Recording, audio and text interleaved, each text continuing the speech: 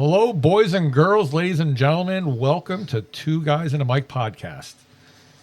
Jason, how are you doing? What's up, Michael? A hell of a lot. You caught me off guard with that intro there. Mixing it up a little You bit. get with boys and girls. I was a little Boys scared. and girls. Well, you never know. You know, we are talking about, we're going to be talking about a sniffer a little bit. We are talking about the presidential debates, Yes, and they were we little are. boys and girls on that stage. That would definitely make Mr. Biden smile.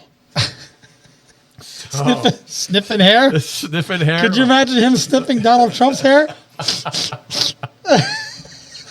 Which leads me to the first thing. Did you see some of the gifs on Facebook about Joe Biden trying a new angle, and I have a picture of Joe Biden with the orange face and Donald Trump's hair. So does Oh my that God, mean that that all the was hysterical. Democrats are going to have to say, "Oh, he's orange, man. He's now bad"? Orange man, not bad anymore. Oh my God. Yeah. You know, it's funny when I watched it. My favorite outtake of the whole entire night was when Joe Biden's talking and he's like, blah, blah, blah, blah, blah, like Joe Biden always does, and Trump looks at him and goes, "I don't know what you said, and I'm sure you don't either." That was the line of the night. That was actually very good. I like that. That did make me chuckle.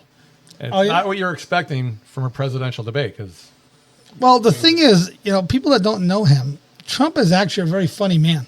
yeah, They say he has an excellent sense of humor and is pretty witty on his feet. yeah. Well, we saw that then. We did. That was a quick one. And, I have to give props where props are due. And God, it pains me to do that. I think I'm about to have a heart attack. Uh-oh. What are you going to do? Think about it twice before you do it. I got to give Bash and Tapper and CNN credit where credit is due. I thought they did a really, really good job with that debate. I thought they were as fair could be. I was expecting it not to be as impartial as it was. They were definitely, it was much more even than I was expecting it to be. Yeah, I think they did a really nice job. Yeah. I think some of the questions, I don't know. I know Trump always went back to his issues of immigration, border security, economy, which are the three big ones that he did very well in his presidency. And they brought up a lot of the, which I consider minutia topics, like the LGBTQ or the abortion rights or the housing for overall housing, and as well as daycare for Americans. I think those are, and Trump deflected from those altogether. I personally don't think that's a federal issue. I think it's a states' right problem. The federal government shouldn't get involved in that kind of stuff, as far as I'm concerned. That's a states issue, and I was pretty proud of Trump to deflect from those issues and stick to his immigration, border security, things that the federal government does have an issue in doing, like controlling the banking system, wars, and that sort of stuff. Yeah, no, I agree with that. Did you see the new polls that came out post-debate? Well, I guess it all depends on which polls you're talking about, because depending on where it comes from is the outcome of the poll. Well, the Clinton News Network Okay. came out just yesterday with a new poll showing that since the debate, well, let me caveat that with, in May they did the poll between Trump and Biden, and it was 38-38. It was a pretty even, within the margin of error. And the new poll post-debate, it's 41 Trump, 38 Biden. Well, I mean, that's one of the biggest spreads he's had since they were running, since they've been polling those two since 2020.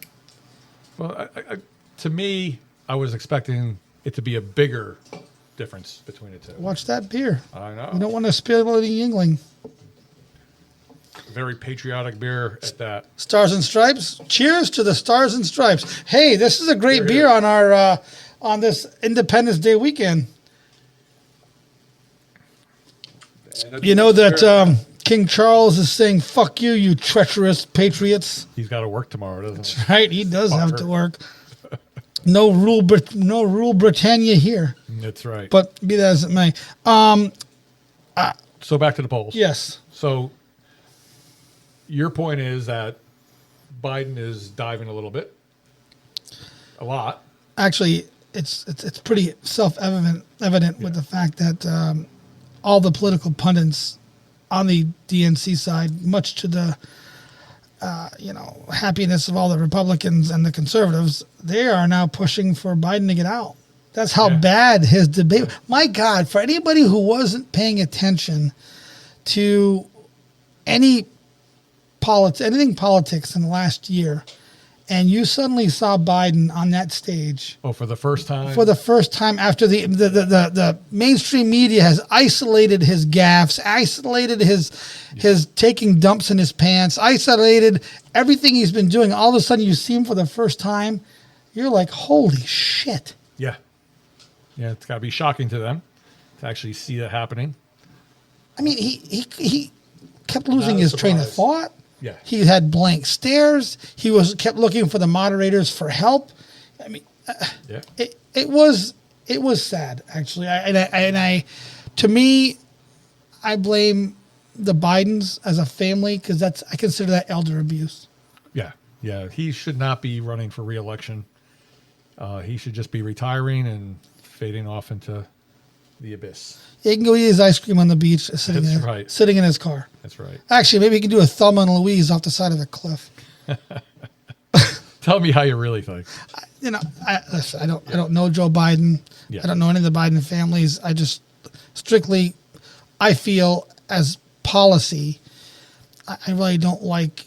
Oh, it's damaging the direction of our country. Yeah, no, I can understand that. I mean, everything from his first day in office, he started damaging the country.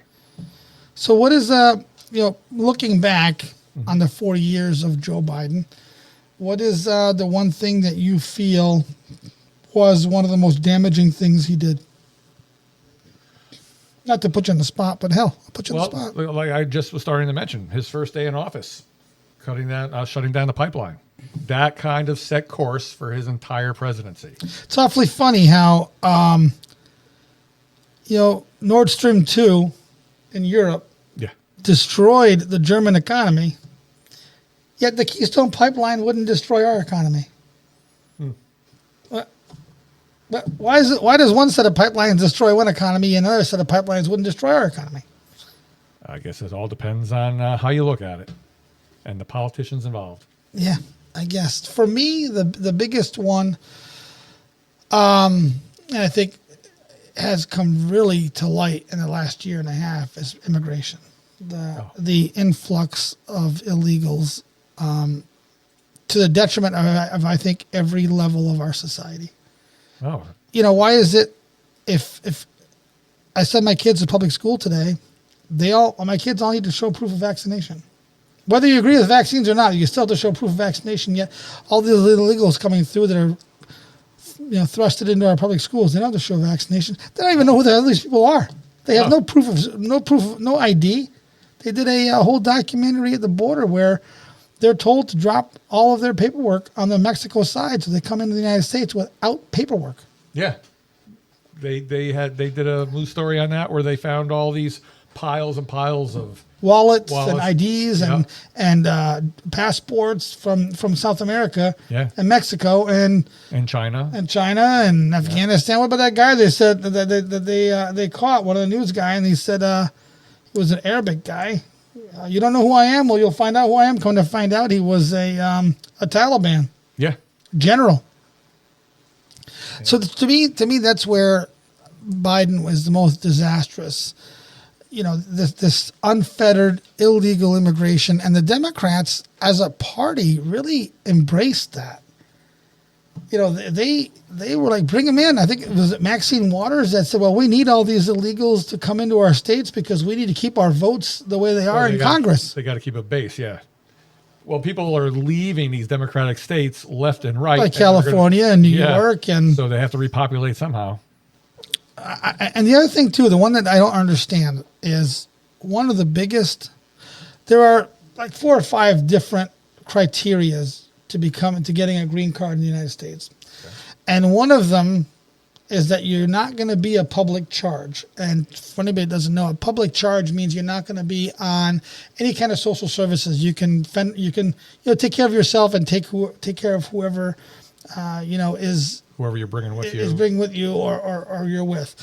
Well, these people are coming off the boat, so to speak, across the border, wherever they're coming from, and they're instantly going on social services. How is that not an immediate removal process? Because you're a public charge right off the get-go. You're a drain on society. Yes, the minute you walk in here. And the guy who's doing it right couldn't do that.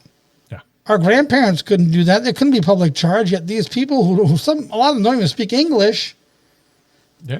Run the border and immediately get a debit card, and they get housing and they get health insurance. I think California just passed a law January 1st that whether you have documentation or not, citizenship or not, immigration status, right or wrong, you're eligible for CalCaid. I think it's called California Medicaid. Okay. And how is that not a drain? How do people in California say these Gavin Newsom's policies got to go? Yeah. And this is all revolving around what, Joe Biden has allowed in his last 4 years. And to think that Gavin Newsom is actually one of the names that they're putting out there to replace Biden.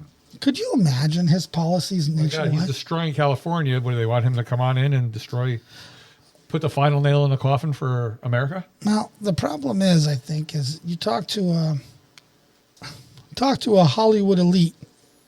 They don't think that what Gavin Newsom's doing is destroying the country. They think it's a transformation to what they believe is what society should be. I've often said it long ago. I think a civil war is coming, and it's going to be the blue states versus red states, or red states versus federal government, because the divide between the reds and the blues is so stark right now. Yeah. Right down to if you have a flag in front of your house. It's... Yeah, who'd ever think that patriots would be the problem, right? Paul Harvey said it back in 1965. Yeah. He did forecast this was going to happen. He did forecast that. But roping it back to the debate, what was your major takeaway from that, other than obviously the elephant in the room that Biden would look so bad? But what did you? I know you're a huge Trump guy, Mike, and you're short of getting yourself some orange paste. Well, you love Donald Trump. So what was your take on Donald Trump's performance? I think that Donald Trump, to my enjoyment, actually was very composed. Did you get a thrill down your leg? I did get a bit of a chubby, I have to tell you. Just like, watching like him. Chris Matthews, a thrill down your leg. That's what he did. That's what he liked. The fact that he composed himself as well as he did, he stayed on task. He didn't try over talking Biden at all. He waited till it was his turn to give his rebuttal, and he did a great job. Thank you, Donald. Go ahead. And you. Unfortunately, I think a soup can could have done better than Biden. Biden was just so disastrous. Again, I've never been a Donald Trump supporter. I never was from the get-go. I didn't like the man. But for me, we're at a point where I think my father said it on the podcast one time, you need to separate the policy from the man. And I don't think we can afford not to have Donald Trump policy-wise, not have him at the helm of our country. I think his ideas are pro-American ideas. They're pro-kitchen table, American kitchen table ideas. They're pro-traditional value ideas. They're security, American security. So for me, when he spoke, because I think he was really, as much as Trump can, I think he curtailed a lot of his comments and attacks and barbs that Donald Trump used to throw. But it also reminded me, thinking about it in a debate format, how great 2016 to 2020 were. I mean, our 401ks were doing great, the economy was great, housing was great, jobs were great. Everybody, peace in our time. I mean, So for that reason alone, just the fact that I was able to reflect back on his presidency, I think Donald Trump won that hands down. Hands down. I just wish they could have muted him a little sooner. Had to throw that one. Well, you know, I just have an issue with the way Donald Trump speaks. Example, we talked about it before the podcast, is, he was hammering Biden on immigration. Instead of saying, my policies are great, my policies are great, my policies are great, we had the lowest this, lowest that, lowest this, not getting really specifics into the his policy, but he could have really hammered home a simple specifics that you didn't even need numbers was, hey, Joe, your policy makes it so that the state of Texas, you're fighting them judicially because they're trying to enforce the immigration policy that your federal departments won't enforce. Like the buoys across the Rio Grande to stop people from swimming over. You're trying to sue them to have them taken off. Like the barbed wire in that park that you're suing them to take it off because Border Patrol can't get past that. Well, it's also stopping migrants from coming over without crossing at a checkpoint. So, this is where I think he maybe missed the ball, but I know I'm asking Trump not to be Trump if he did that. Right. I also think he could have hammered home on a lot of little things like that. Like the EPA deal, when you start talking about the lakes, how it aggravated me. Oh, we had the best lake, the cleanest lake, the beautiful lake, beautiful. No, instead of bringing that up, you could say, look, yes, we did roll back some of the EPA policies because they were damaging to American business. We can do two things at once. We can say, hey, what's good for business, but it also has to be good for the environment. In America, we can do a two-pronged approach, and I feel that he just doesn't debate like that, and that's where I think if he was able to do a little bit of that, I think he'd have had a much better victory that night. Well, it sounds like you just want him to be a more polished politician. No. And I think that's what people love about him the most is he's not that polished politician. But I also think it's what they hate about him the most. No, that's what some people hate about him the most. I don't think it's the majority of people. Listen, 50% of the people don't like Donald Trump, and 50% of the people do like Donald Trump. I think if he was that's still a higher percentage of people who do and don't like Joe Biden. I'm just saying 50-50. It could be 48-52, whatever. Couldn't be that. It's got to be more than that because Donald Trump is just great. Yes, sir. But that's the only thing I wish that Donald Trump was a little better at debating is bringing up facts. Like how many times did they ask him about? Well, I know why he didn't answer it, but about the assistance for childcare. Yeah. They asked him 3 times. He didn't even answer the question. Yeah. Answer the question. Say, look or don't answer it by saying, listen, I have bigger problems. We have bigger problems in our country, like this, and this. That's a states' rights issue, and that's where it should belong. Answer it that way. Don't just. Because that was one of the criticisms that he didn't answer a lot of questions. He always went back to hammering Biden, which thankfully he stuck to his agenda. Because the way they structured it, you couldn't just have a rebuttal immediately. You had to wait to your turn. So they asked him a question, then he had to rebuttal anything that Joe said before he could answer the question. Which I actually liked that format, to tell you the truth. It gave the candidates their room, so to speak, to think, ponder, and respond. And it wasn't an instant. And also they were far enough apart where if they did talk when it wasn't their turn, they weren't heard, or you could barely hear it. But that's the only thing. That was my only takeaway. Other than that, I think Trump did what Trump needed to do, and Biden was Biden. What we've been seeing Biden for the last 2.5 years. Just Biden shined the way he actually is. Yeah. People saw that. I mean, I actually think I noticed him taking a dump on the stage. You stick his ass out a little bit. Yeah, he just and had that blank stare. Okay. God, I'm going to hell for that. I really am. So that was our post-debate takeaway. What did you think? I thought a nice conversation to have. So actually, I'm going to rope-a-dope Jay here. Okay. because Jay's sitting over there swilling down his Corona, laughing at us. Yep. So being a non-political guy who's really not, I know you're not engaged in politics, what was your overall take on, as somebody who's looking in for the first time in a long time, you know, not picking any sides, obviously, what was your overall takeaway? I was embarrassed to be an American that he is our president and he is running our country, essentially our world leader, and he can't even, he can't even hold a thought, in my opinion. Yeah. And I'm not trying to be ageist or anything, but there's a time where if you got to get a driver's license, you got to be 16 to get a driver's license.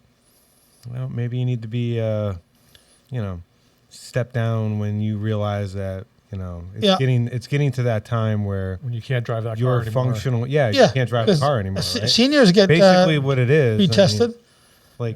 He can't run the country, so God forbid if he had a driver's license, who knows what the hell he would hit. Yeah. So I think Glenn Beck actually touched on that too, and he was talking about how dangerous this is for America, for our enemies to be watching that debate and seeing how Biden is, and if they were going to act Putin on was anything, probably smiling now would be the time ear for to they- ear. to- going, Oh. Look at this guy. Oh, yeah. This is the Well, I would say probably most world leaders knew exactly what Joe Biden was like. Yeah. We didn't. I mean, did you see some of the pictures of him in France during the D-Day?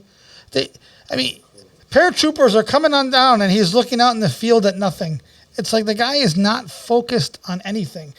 Even world leaders have to rope him back to pay attention to what's going on. So I think globally, I think people knew how bad it was. I just don't think people, The leaders knew how bad Democrats it was, and yeah. people who are not politically engaged, such as yourself, you don't care about politics, you're a big sports guy. there's a lot of people were like, hiding. holy crap. They were hiding his Yeah, his his deficiency. It's cognitive decline, Yeah.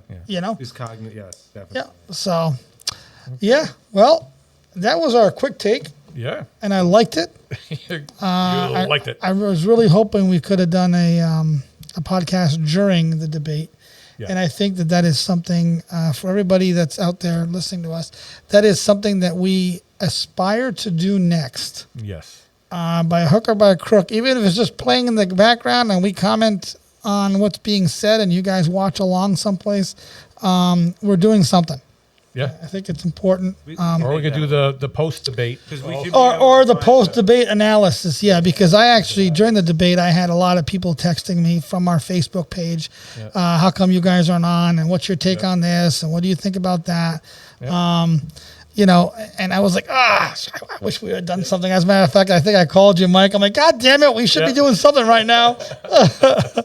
But, we love this stuff, so of course for us, it's something that we kind of like to talk about. So, and I love to talk. So, No.